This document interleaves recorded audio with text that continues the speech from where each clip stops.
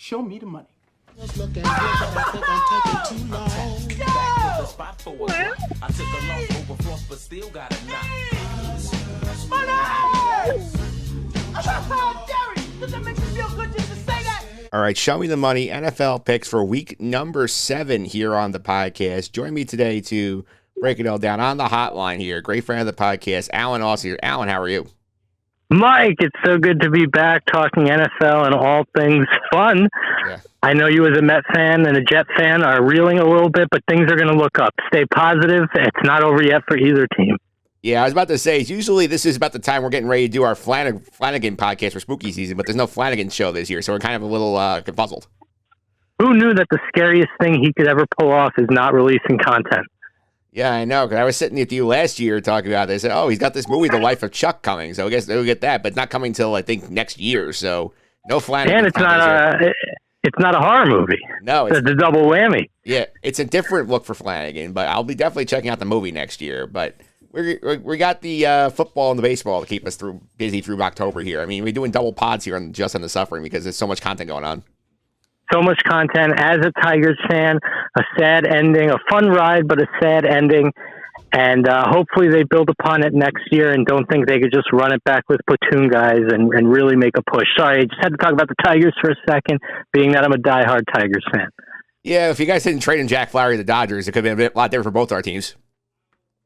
Yes, but at the time it was the right move. So, yep. As a Tiger fan, I'm sorry, Met fans.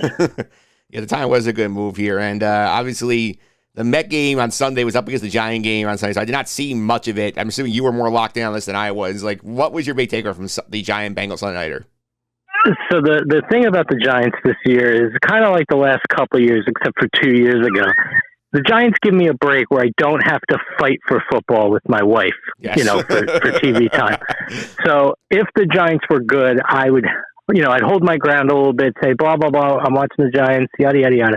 However, I like to pick my battles, and watching the Giants this year is not a battle I pick. So what we did was watch the Big Brother finale, as I had the Giant game on my phone with the sound off to the side.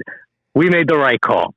Yeah, I mean, this was not a pretty game for Giants to watch here. I mean, you get another ugly episode with Daniel Jones. The D plays pretty well for the most part. They just can't score the ball here. It's just frustrating for a Giant fan because, like, they give you that tease last week. Oh, we go to Seattle. They score a bunch. Cincinnati's coming in with a bad defense, and all of a sudden, oops, like we just can't. We look incompetent again.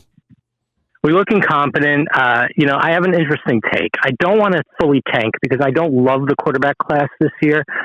I'd rather wait for next year, but I don't want to lose 2 years in a row. So as a Giant fan, I'm always rooting for a win, just thinking about the what ifs. And this is a rough season. Jones is not the guy. I know there's a lot of Jones fans out there showing that he's middle towards front of the pack in certain stats, but I've watched the guy over 6 years. You just know he's not the guy.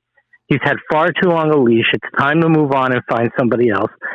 All the injuries are starting to pile up. We might lose Andrew Thomas for the season. Not sure if that's confirmed. Neighbors has been out with a concussion. Glad he's coming back.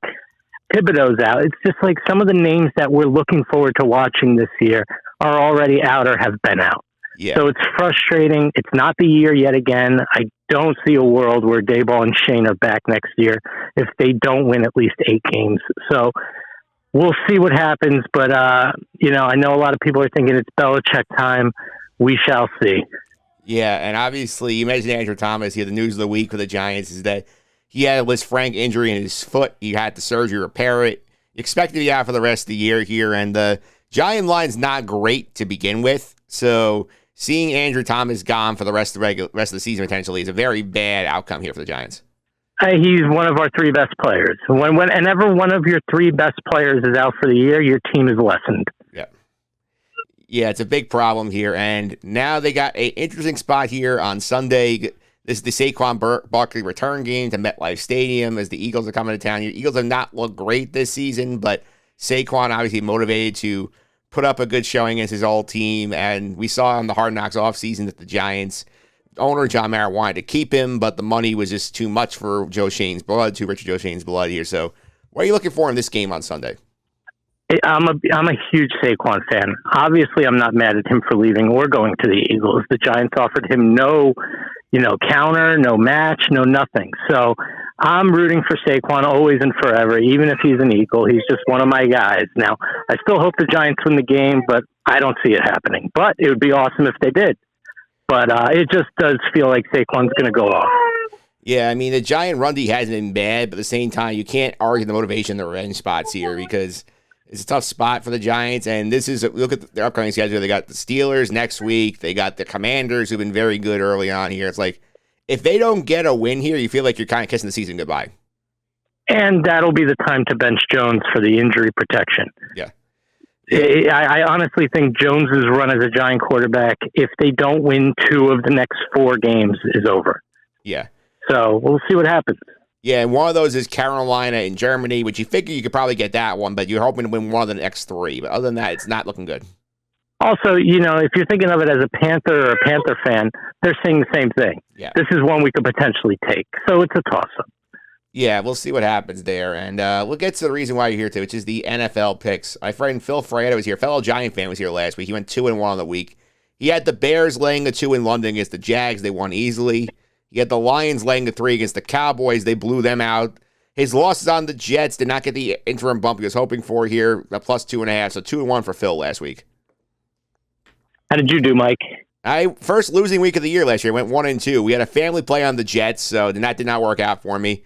I had the Texans as my win, laying 6.5. They blew the Patriots out. I had the Commanders getting 6.5. They lost by 7, so just narrowly missed out on that one. So 1-2 for me last week. All right. How is your season standings going? Yeah, so far, Challengers are picking up over the last week. They're now up to 8-10. I am 11-7-1. They've been very consistent for the most part. So we'll see if the stretch continues here. But Alan, as the guest, you may go first. Where are you going with pick number 1? So with pick number 1, Mike, I am going with Houston plus 2.5 against the Packers. What makes you pick that game? I love Houston. I think the Packers are a good team, but I don't know if they can necessarily beat the Texans. I think it'll be a close one, but I think the Texans edge it out and therefore get the cover. Yeah, it's an interesting spot here. I think it's probably the underrated game. Everybody's going to look at the Super Bowl rematch between the Chiefs and the 49ers. I feel like this game is sneaky good in the 1 o'clock window. I'm not going to be able to see much because I'm working during that window, but very intrigued to see how the Texans do up in Lambeau. It's a tough spot for them. It'll be a tough play, but I'm a huge fan of this Texans squad, so I'll stick with my gut here. All right, where you going with pick number 2? Pick number 2, I am going with Indy minus 3 versus Miami in Indianapolis. Yeah, what's the motivation with that one? I just think the Dolphins are a much lesser team. They barely squeaked out a win against the Patriots without Tua. I think Flacco has a nice rhythm with Downs and Pittman, and I just see the Colts at home taking that one by at least a touchdown. That one scares me because I know the Dolphins stink, but if the Colts go out to Richardson, this could be much closer than I would want to be involved in. So brave. I respect the take. Yeah, again, going with my gut, not overthinking it, just going with the flow and seeing what stuck out to me. All right, that's pick 2. Where are you going with pick 3? Pick 3, I'm going with that Super Bowl rematch you referenced. I am taking the Chiefs plus 1.5. I think the Chiefs are going to win the game, so that made it an easy pick for me. Yeah, Patrick Mahomes is underdog is rare territory here. Plus, the 49ers are still pretty banged up with all those injuries. Yep, so I'm going to stick with the Chiefs here. They're still the GOATs. They're undefeated. The Niners have not been the classic Niners, and so that's where I'm going with that. All right, so Alan's picks are on the board. I'm up here now. Pick number 1. This line made me raise my eyebrows when I saw it here. The Jaguars being favored over anybody, let alone 5.5 points against the Patriots, just feels very, very, very wrong to me. And looking at this game, seeing what the Jags are doing here, I'm like, I can't do this. Like, this is a lot of points. Drake May showed the pulse last week in New England. I know the Jags been in London for a week and the body clock advantage is real, but the team stinks. I'm getting a lot of points. I'll take the Patriots. They're going to cover the number, even if it's backdoor. I think there's also a chance they win outright. I don't think Jacksonville's any good. So give me the Pats. Pick 1, getting all those points in London Sunday morning. I looked at that game, Mike. It was tempting for sure, but I feel like if there's ever a game for the Jags to deceive people and for Trevor Lawrence to show out, it's going to be this week. So I was a little hesitant with that, but I respect the pick. All right, that's pick number 1. Pick 2, sorry, Alan, taking the Eagles, laying the 3 here. I think the Andrew Thomas injury is a massive blow for the Giants here. Philly has a good pass rush. They'll be able to get to the quarterback here. And I think the revenge game is real for Saquon. I think he's going to have a massive effort here. Giants are going to have a big turnover from Daniel Jones. Only 3 points, mostly due to the Eagles being kind of very inconsistent this year. I think this is a get-right spot for Philly. I think they show out against the Giants here. So I'm going to lay the 3 with the Eagles. Mike, I can't do anything but respect that pick. I hope you're wrong. As your friend, I'm sorry to say that. I hope you're wrong, but I understand and I get it. All right, pick number 3. They burned me last week. I'm going back to them again here. Jets laying 2.5 in Pittsburgh. The line flipped after the Devontae Adams trade. I feel like him coming in here is going to give some energy to Rodgers and the offense. Pittsburgh fooling around as quarterback is also something you don't like. I know they've had success with Fields. The idea of going to Russell Wilson potentially this game doesn't make a lot of sense. They don't have a lot of outside weapons to challenge the Jets here.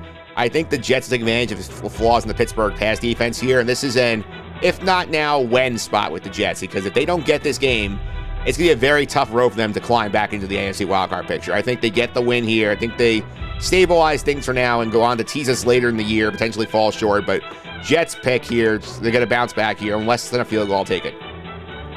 You went from Michael Phillips to Michael Corleone in Godfather 3. Yeah. Just when I think I'm out, they pull me back in. I don't fault you for rooting for your team to do well. I work with a lot of Jet fans. There's a lot of positive guys. There's a lot of negative guys. This week is a huge one. I know it's only week 7, but for a Jet team that had higher aspirations and has already fired their coach, I think this is a huge week against a pretty game defense there in Pittsburgh. It'll be a great test. Yeah, as of recording tonight, TBD, if I have to do a split screen with the Mets in Game 6, hopefully I will, but if I don't, that'll be the big screen. But we'll reset the picks of the week. Alan's taking the Texans, getting 2.5 in Lambeau against the Green Bay Packers. The Chiefs as 1.5-point underdogs in the Super Bowl rematch against the 49ers in San Francisco. And the Colts laying 3 at home against the Miami Dolphins. My picks, I'm taking New England getting 5.5 in London against the Jags. The Eagles laying 3 in MetLife against the Giants on Sunday afternoon. And the Jets laying 2.5 in Pittsburgh on Sunday Night Football. Those are your picks for week number 7 here on the podcast. Alan, thanks for all the time today. I really appreciate it. People want to follow you on social media. How can I do that? Mike, thank you so much. Twitter at Allen, ALLEN _Austin _. It's been a pleasure. It's always fun talking to you, and thank you for having me back. Thanks again for all the time. Really appreciate it. Thanks, Mike.